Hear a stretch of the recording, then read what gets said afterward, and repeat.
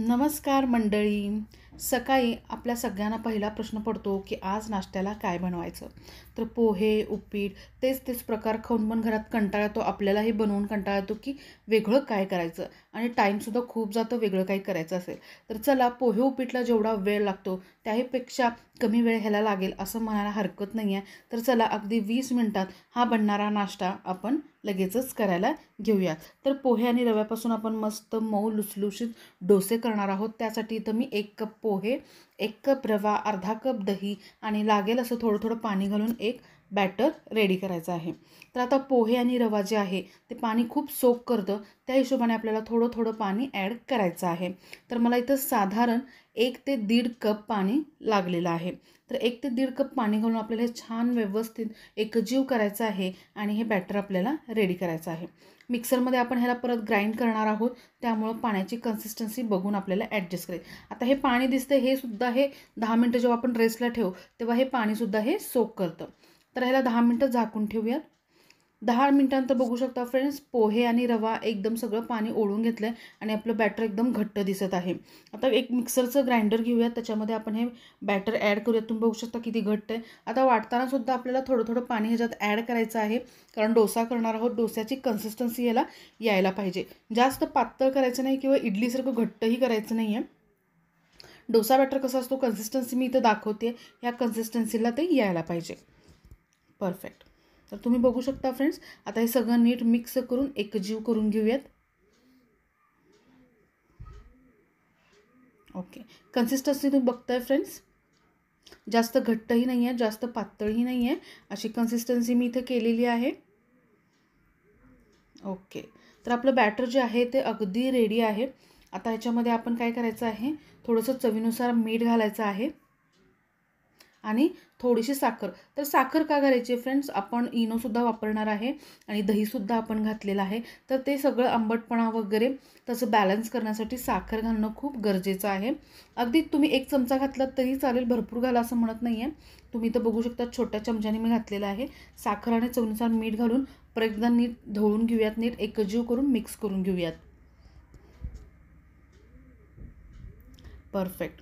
तर आता आपलं बॅटर जे आहे ते एकदम रेडी आहे फ्रेंड्स. आता या डोस्यांबरोबर खाण्यासाठी आपण चटणी करूयात. चटणी तुम्ही लाल चटणी, हिरवी चटणी, कुठलीही चटणी तुम्ही बनवू शकता. इथं मी खोबऱ्याची चटणी करणार आहे. त्यासाठी मिक्सरच्या जारमध्ये मी घेतलेलं आहे खोबरं, त्याच्यानंतर घेतलेली आहे चणा डाळ, ज्याला आपण फुटाण डाळ देखील म्हणतो. 4 ते 5 हिरव्या मिरच्या घेतलेल्या आहेत, थोडीशी कोथिंबीर घेतलेली आहे, चवीनुसार मीठ घातलेलं आहे. त्याच्यानंतर मी ह्याच्यामध्ये घातलेलं आहे कढीपत्त्याची पानं, थोडीशी साखर आणि लागेल असं थोडंसं पाणी घालून मिक्सरला याची छान अशी चटणी करून घेणार आहे. परफेक्ट. तर आता हे मिक्सरला वाटून घेते मी. मिक्सरला वाटून घेतलेलं आहे फ्रेंड्स, तुम्ही बघू शकता. कन्सिस्टन्सी ॲडजस्ट करूया. जास्त घट्ट जास्त पातळ नको आहे आपल्याला ही चटणी. व्यवस्थित डोस्याला लावून खाता येईल अशी कन्सिस्टन्सी ठेवायची आहे. तुम्ही बघू शकता. ओके, आता ह्याला एक तडका लागतो, त्यासाठी तेल, मोहरी आणि कढीपत्ता, दॅट्स इट. वरतून तडका घातलेला आहे. आता आपलं चटणीसुद्धा रेडी आहे. तर चला आता डोसे करायला घेऊयात. डोसे करायच्या आधी जेव्हा तवा गरम करायला ठेवतो त्याच्या आधी एक 5 मिनटं आधी जेव्हा आपण डोसे तव्यावर घालणार आहे त्याच्या आधी 1 सॅचेट इनो आपल्याला फ्रूट सॉल्ट जे आहे ते ॲड करायचं आहे. आता इनो घातल्यावर जास्त मिक्स करायचं नाही आहे, तवा गरम आहे. तव्यावरती आपण बॅटर बघा अशा पद्धतीने ओतायचं आहे. तुम्ही नाही पसरवलं, नाही फिरवलं तरी चालेल, ते आपोआप पसरतं फ्रेंड्स. बघा. आणि आता अगदी 2 ते 3 मिनिटातच ह्याला छान अशी जाळी कशी सुटते बघा. परफेक्ट. तुम्ही बघू शकता फ्रेंड्स. आता खालची एक साईड व्यवस्थित होईपर्यंत आपण वेट करायचं आहे. वरती छान जाळी. आता हे डोसे जे आहेत ते एकच साईडने तुम्ही भाजलेत तरीही चालतात फ्रेंड्स, वरनं नाही भाजले तरीही चालतात, पण मी आज दोन्ही साईडने भाजून घेणार आहे. तुम्ही हे वरचं पीठ जर असं वाळल्यासारखं वाटलं, जाळीदार मस्त आला, तरी तुम्ही हे डोसा काढून घेऊ शकता तव्यातून, पण मी दोन्ही साईडने छान असं खरपूस भाजून घेणार आहे. आता हे सगळं पीठ वरचं दिसतंय वाळलेलं, तर आता आपण ह्याला पलटून घेऊयात. ओके, तवा नॉनस्टिक आहे त्यामुळे लागायचं वगैरे काहीच टेन्शन नाही आहे.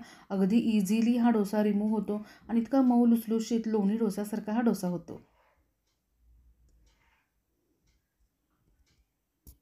ओके, तुम्ही बघू शकता फ्रेंड्स, दोन्ही साईडने मी भाजून घेतलेला आहे. तुम्ही एक साईड भाजलीत तरीही चालेल. परफेक्ट. आता हे झालेलं आहे, मी काढून घेते फ्रेंड्स. आता आणखीन एक दुसरा डोसा मी तुम्हाला घालून दाखवते. परफेक्ट. हे बघा फ्रेंड्स, दुसरा डोसा पण घातलेला आहे. लहान मोठं छोटं तुम्हाला कसं हवं तसं तुम्ही बनवू शकता. आता माझा तवा मोठा आहे त्यामुळे थोडेसे मोठे करते मी. तर तुम्ही बघू शकता अगदी 1 मिनिटाच्या आत फ्रेंड्स सगळीकडून छान अशी जाळीदार आपला हा डोसा बनत आहे. तुम्ही बघू शकता. परफेक्ट. तर एक साईड झालेली आहे फ्रेंड्स. पलटून घेतलेला आहे मी, तुम्ही बघू शकता. तेल नाही घातलं तरीही चालेल. ओके. तर फ्रेंड्स बघू शकता अगदी काही मिनिटात मऊ लुसलुशीत आपला हा जाळीदार डोसा तयार आहे. खायलासुद्धा खूप सुंदर लागतो फ्रेंड्स. कचकचीत किंवा एकदम बिळबिळीत असा अजिबात लागत नाही. एकदम सॉफ्ट होतो. दिवसभर हा डोसा जो आहे तो असाच सॉफ्ट राहतो. मुलांना डब्याला दिलं तरीही चालेल. घरी अचानक कोण पाहुणे आले, पोहे करण्यापेक्षा हा जाळीदार डोसासुद्धा तुम्ही पाहुण्यांना करून देऊ शकता. इतकी सोपी रेसिपी आहे. रेसिपी जर आवडली असेल तर लाईक, शेअर, कमेंट नक्की करा आणि सबस्क्राईब करायला विसरू नका.